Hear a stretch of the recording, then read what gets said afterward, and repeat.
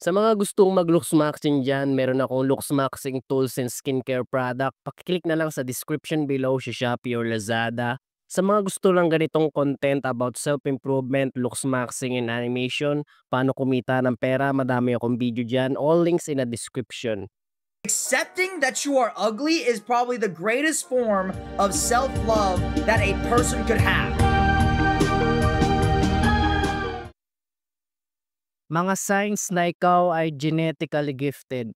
First sign na genetically gifted ka ay ikaw ay walang tigyawat kung ang lahi nyo ay di nagkakatigyawat. Ang acne ay mostly genetic. Kung ikaw ay di nagkakatigyawat, ikaw ay genetically gifted. Kasi ang mga nagkakatigyawat, lahi talaga nila ay tigyawatin, pati rin ako. Inamin ng papa ko na lahi namin tigyawatin na isang bagay na I need to work hard sa environment para maiwasan ko ang tigyawat. Di lang ako nagsasuffer nito, pati rin si Keisha may ganitong problema kasi panigurado lahi nila tigyawatin. Kaya lagi siyang nagte-take ng Accutane na isang bagay na di ko kayang ma-afford kasi mahirap lang ako. Nakapokus lang ako sa natural and cheapest way and long-term way as possible. Pero kung ikaw ay pogi, kahit may acne ka, pogi ka pa rin. Di lahat ng may acne totally pangit na talaga. Kasi ang clear skin in reality is impossible to attain kung lahi nyo tigyawatin. Kaya ang nakaka-attain lang nito ay ang lahi nila di tigyawatin. Well, it's okay to accept it to be peaceful kasi lahi nyo talaga yan, hindi na mababago. Ang pangalawang sign na ikaw ay genetically gifted ay ikaw ay matangkad. Ang tangkad ay, yes, mostly genetic. Kung matangkad ang papa mo, matangkad ka rin. Kaya kung matangkad ka without effort nang di nag-exercise, eat healthy, di tumatalon, you are lucky. Kasi ang tatay ko ay 5'9". Ako ay, to me, to be honest, ang tunay talaga na height ko ay 5'7.5". Kung nakasapatos ako, 5'8" ako. Lalabas, di ko natangkaran ng tatay ko kasi ang nanay ko ay 5'2". Maliit ang mama ko. Kaya siguro maliit ako ng 1 inch naman ako sa mama ko kung genetics ang pag-uusapan. Nga pala, ang puberty ko ay tapos na. 26 na ako kaya di na ako tatangkad. But well, di lang ako ang ganito. Si Kay Shami ganito din. Nagsinungaling siya na 5'11" siya na nag-reply pa nga siya sa comment ko pero ang totoo, kasing height ko lang talaga siya, 5'8" din siya. Nung nagkita sila ni Jordan Barrett, doon lang na-expose ang talagang height niya. Sa tingin ko, it's forgivable kung magsinungaling ka sa height mo. It's better to accept your height bro kasi lahi nyo talaga yung short bro. Pilipino ako. It makes more sense. Ang pangatlo na sign na ikaw ay genetically gifted ay malaki ang ulo mo or you have a big skull na include na dito ang overall face mo dahil sa bungo mo na malaki, malaki din ang jaw mo at maxilla na isang bagay na only genetically blessed na meron ako. Ako ay tigyawatin na short pero malaki naman ang ulo ko kaya meron akong appeal kasi most PSL god ay malalaki ang ulo, maniwala ka. Si Chico Lakoski malaki ang ulo niya kaya siya pogi. Ang patunay na malaki ang ulo ko sa lahat ng kaibigan ko ay every time I wear helmet masikip sa akin. Di kasya kasi maliit ang ulo ng kaibigan kong nagmomotor. At every time na sumusuot ako ng salamin ng kaibigan ko nasisira kasi malaki yung ulo ko, di kasya sa akin ang salamin nila. Well, may enhance ko 'to ang kung na-train ko ang neck ko bro, para maging pogi pa ako lalo kasi di bagay sa mukha ko. Mukha kong uncanny kasi maliit ang neck ko. Well, this is the only genetically gifted I have kung malaki ang ulo na sign ng high testosterone na nakaka-attract sa babae. I'm more masculine. Di ako pretty boy na iisang advantage ko sa lahat.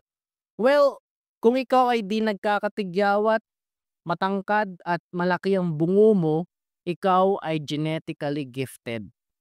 Of course, marami pang attractive features na genetically gifted tulad ng lahi niyo, di kalbuhin, meron kang hunter eyes, matangos na ilong. Kung pogi ka dahil sa iyong genetics. Sa madaling salita, naniniwala akong may pinapanganak na pogi, yun ang realidad na dapat una mong matanggap kung black pillar ka. Pero pero, ito ang may mga kontrol ka na mababago mo over time. Yun ay ang Diyos sa pamagitan ng braces at pag-chew ng matitigas na pagkain sa left and right jaw para maging pantay.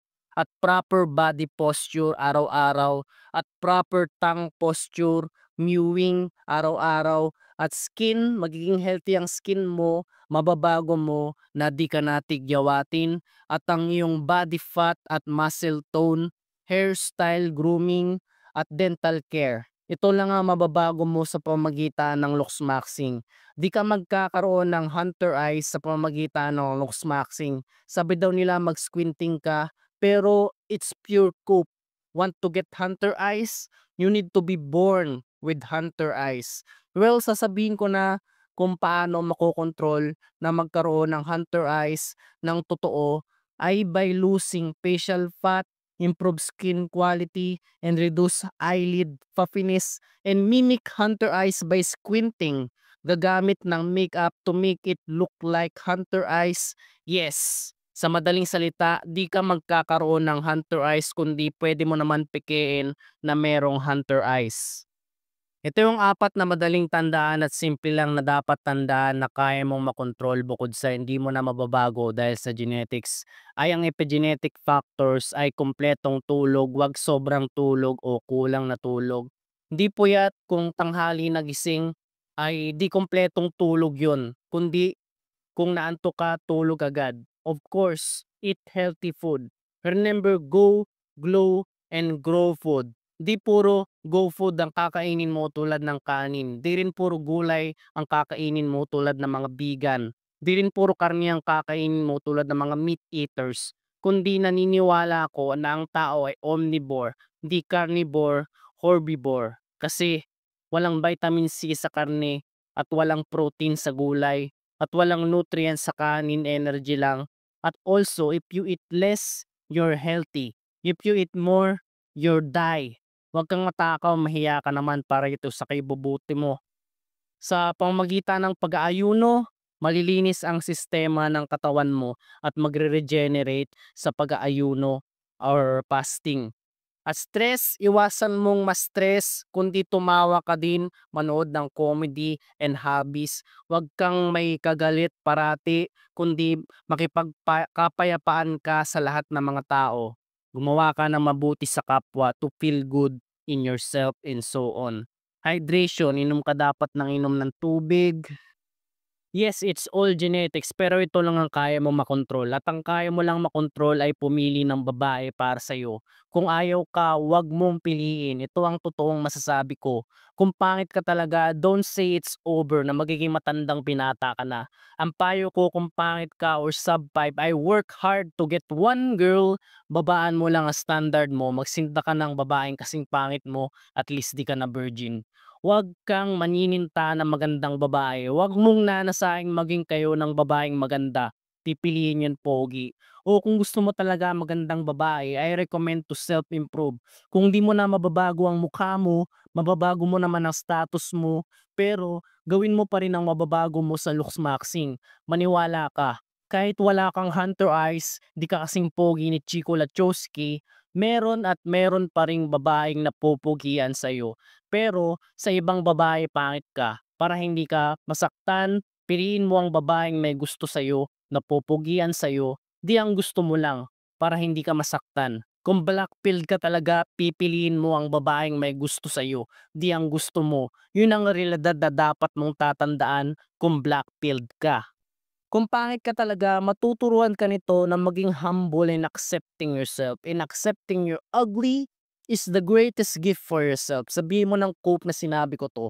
pangit din naman ako o ikaw anyway, I'm trying to help you bro. And to be honest to you, ang tunay na kaibigan sasabihin ng totoo na pangit ka talaga para matanggap mo ang katotohanan. Kung pogi ka, sasabihin kung pogi ka kasi yun ng totoo. Walang kasinungalingan kundi totoo. Kung may mixed opinion ng tao, may nagsasabi na pangit ka o pogi, kaya ka nalilito ay dahil normie ka. Mga normie may mixed opinion.